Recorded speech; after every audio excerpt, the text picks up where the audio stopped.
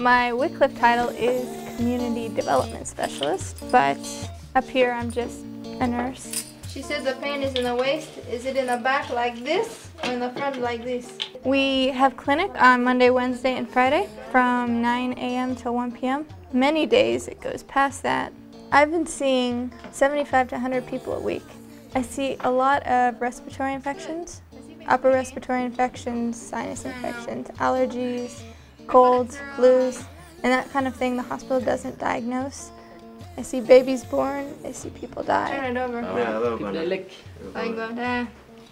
How's the finger? Can you move it? And then take the Panadol and the same. Right now it's not safe enough to live with the ick, and we don't have a house yet. So we have to live in Kaabong and do our work from here.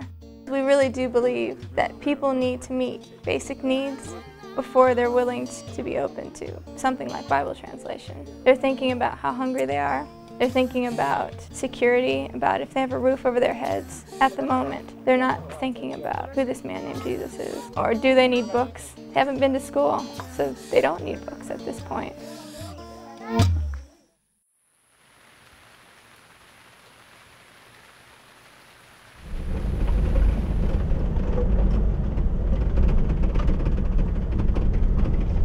Sometimes people come and say that their relatives are too sick to leave the village.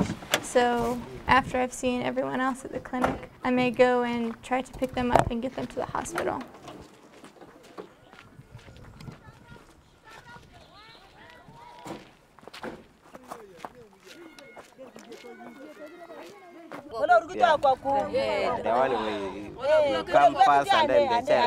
You're kidding me, the baby's coming right now. Yeah. Oh, it's okay. Wow. Well then, first they said the head is out, so I'm thinking, well, how long has the head been out if the baby already dead? Because it would be in distress if it had been out for a while. And then he said, okay, the head's not out. And I said, well, can they see any part of the baby yet? And he said yes, and then I asked again, and he said no. So I'm not really sure what's happening here. And they want me to come pick her up, but I don't know how I can without. I mean, we can look here and see if it will fit.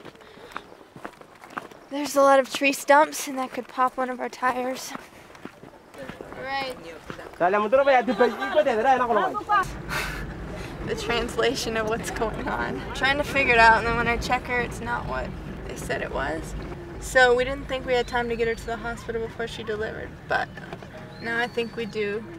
Although she's been in labor all day, so we're not sure. And now we are stuck in the cattle coming home.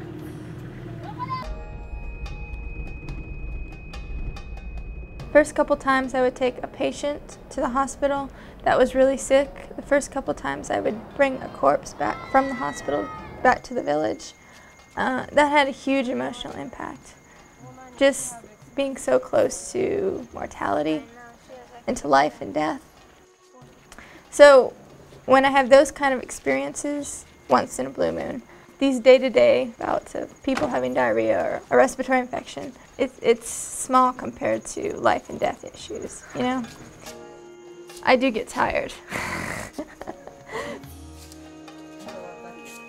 I think it's laying a foundation for the work of Bible translation. It increases the amount of acceptance that we're going to have into this community, because they'll see that we want to be there for them in practical ways. That we're not just here to meet our own needs. We're not just here to make ourselves happy. That we're here to do something for them, to improve their lives. That's what I think they're wondering when we come into their community. What are you doing here? Are you really with us? So by doing practical things for them, we can just open doors.